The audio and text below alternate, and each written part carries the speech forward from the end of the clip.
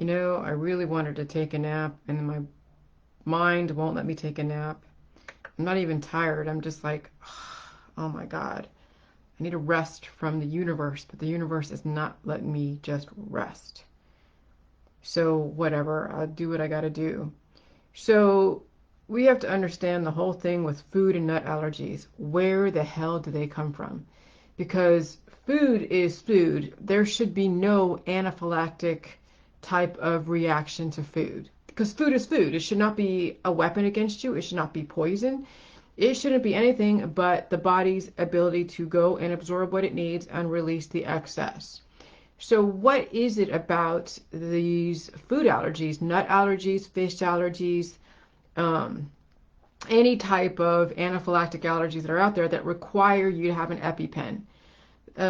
Bee allergies, even pollen allergies, whatever. I mean, you can name it an allergy. There is an anaphylactic where antibodies are building up. Antibodies are building up. So, right, Christina Morris, right. So here's the thing. So I'm going to say yes, you don't know what's in these vaccines because they are bioengineering antibodies. Now I'm going to just I'm going to come right out and say it. It's not the mother's fault that your child has food allergies or nut allergies. It's not the mother's fault. She's been taught to do what she's supposed to do, according to the system throughout her whole life, as far as what to do when your kids are born, what to do when your kids are sick, what to do when your kids are going through their different milestones in life. So I'm just thinking in my head, well, how does a food allergy? And I know that I was talking about vaccines and how vaccines could potentially induce a food allergy, but I'm like, how does that work? Then I'm like thinking like, okay, when they do these therapies for people that have nut allergies and they're doing some kind of therapy where they're getting injected with something or they're getting some kind of like medication, like what exactly are they getting to where they're able to eat a nut and have no anaphylactic allergy or no anaphylactic reaction? And then I'm thinking like, oh, that's right. That's right. A monoclonal antibody that goes after antibodies. But I'm like, can monoclonal antibodies go after monoclonal antibodies? And at first I was looking for that, but I couldn't find that specific combination when I do my search on Google. And then I did this. Then I searched for, can antibodies bind to other antibodies? And holy shit, there we go. Secondary antibodies bind to the primary antibody to assist in detection, sorting, and purification of target antigens. What are target antigens? Whatever is being programmed to be targeted. Okay, so now you know where these allergies come from. So monoclonal antibodies are being bioengineered that have the peanut or the nut protein that are bioengineered to be detected as an antigen to where antibodies are then induced whenever the body is exposed to it. So then what happens is when someone who has these monoclonal antibodies that are binding and looking for any kind of protein in the body that has any sort of peanut protein, peanut oil, peanut protein around it, then there is that allergic reaction, an anaphylactic reaction. That anaphylactic reaction then has an antibody that then the biotech takes that antibody and then creates a secondary antibody to bind to it and destroy it, okay?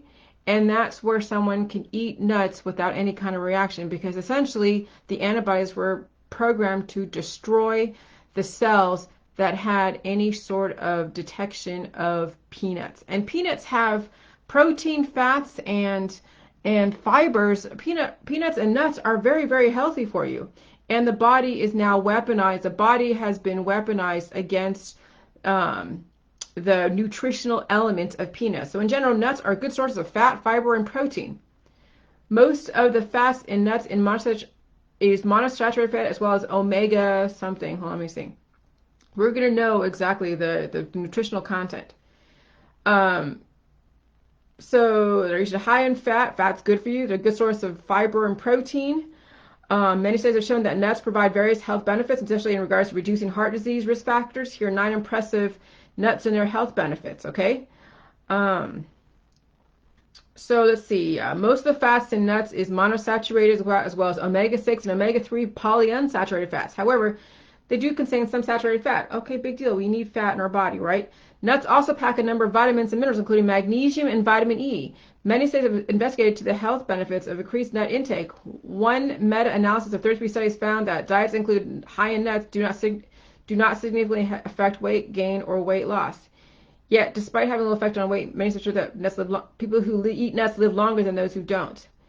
So this may be due to their ability to help prevent a number of chronic illnesses and metabolic issues. So here's the thing. There is so many nutritional benefits in nuts. I mean, any other allergy you have, any food allergies, there's nutritional benefits in all the food supply. And so when somebody is not even just in a vaccine, like taking a vaccine, but they're exposed to somebody who has that specific antibody, that bioengineer, that monoclonal antibody that has the weapon against specific foods, whether it's fish, whether it's nuts, whether it's something else, then that affects the body where it's in your body, and it does multiply when a person is eating a bunch of nuts. Okay? Let's say a person never eats nuts. Well, it won't really detect it until the person is eating nuts, and then it triggers that monoclonal antibody to then start replicating and going after the cells that hold that protein of the nuts. Because people are like, well, how does that work where some get that allergy and some don't, and they've been exposed to different types, and it's just, it depends on the biochemistry. So why you're seeing an uptick of more food allergies is because, yes, there are bioengineered monoclonal antibodies that have been weaponized against the food supply. And then when you've been exposed to these specific foods that have these proteins that do bind to your cells and do influence your cells because it's nutrition, and they have vitamins and hormones, then the antibodies get triggered. That then creates the anaphylactic, the inflammation, where you have antibodies get created.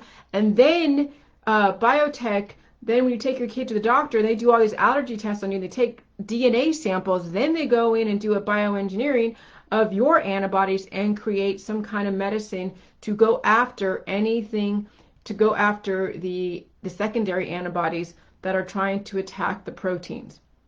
Okay, and so you have a monoclonal antibody against a monoclonal antibody, and then you're not getting the benefit of the nutrition. That specific cell that has those vitamins and nutrients from a peanut protein is now being destroyed. So you are now not getting the nutritional elements that you need, because you are full of antibodies that are destroying your body that's trying to evolve with this nutrition. That's freaking insane. Oh my God. Now I understand the whole food allergy, because I couldn't for the life of me figure out how the hell does food allergies, how do they even exist? Because humans are not supposed to be allergic to the food supply. The food supply is supposed to help them and eat, to eat and promote nutrition and promote growth and regeneration. But yet somehow the food supply is being weaponed against these people, and then they're getting reactions, and they go to biotech, who then has the answer for them. Oh yeah, we'll do some kind of peanut allergy therapy, and that is more monoclonal antibodies being created to search and destroy those cells that hold that nutritional benefit that the body is reacting to, because it's already been programmed with other monoclonal antibodies to go after those specific cells. And so you have antibodies that are going after other antibodies, a secondary monoclonal antibody.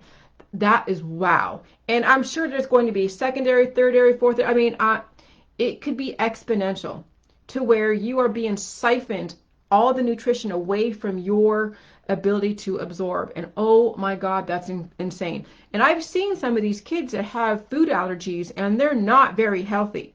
You could see the misalignment, whether it's obese, whether they have other types of imbalances in their hormones. I feel bad for these kids, because the parents don't know any better. The parents are part of the medical holistic system, and there's nothing you can say to them. They're just going to be a client to the system forever and ever and ever, until there's nothing left. And so that's why food allergies exist, because there has been a bioengineered monoclonal antibody against that specific protein in that specific food. And this is why you see sometimes later on in life those antibodies get triggered, because of the immune system is lowered. the body isn't releasing the excess, because as soon as you get introduced to a monoclonal antibody, it's part of your microbiome until you're able to release the excess and keep those things at bay. And that means balancing your body correctly. Okay, so every single time you get introduced to a new microbiome, your body has to balance it correctly, so none of those antibodies become so prevalent to where you have a reaction and you potentially could die because you're not bringing in the right chemistry. When you have so many antibodies being induced because of a reaction, because you haven't balanced your body correctly, this is why then the medical holistic industry has then strategically positioned themselves to be the savior.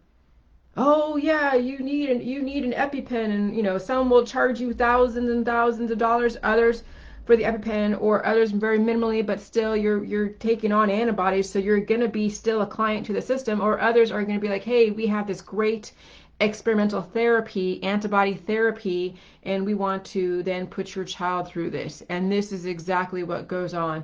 Holy shit, you got to realize this, there is a major nefarious agenda that I did not want to admit. I really tried to look at the medical holistic industry as benevolent, and I cannot comfortably say that the medical holistic industry is benevolent. It is totally not.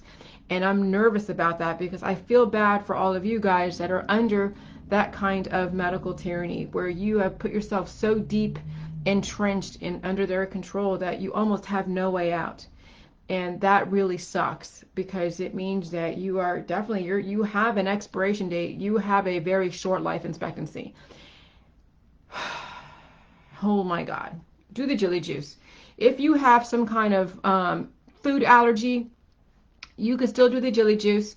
Eventually you'll purge out those excess monoclonal antibodies, and then eventually you will reintroduce that specific nut, that specific food you're allergic to. You might have a little bit of a reaction, but it'll be less and less as you keep doing the Jilly juice and releasing those antibodies and start balancing out your body correctly.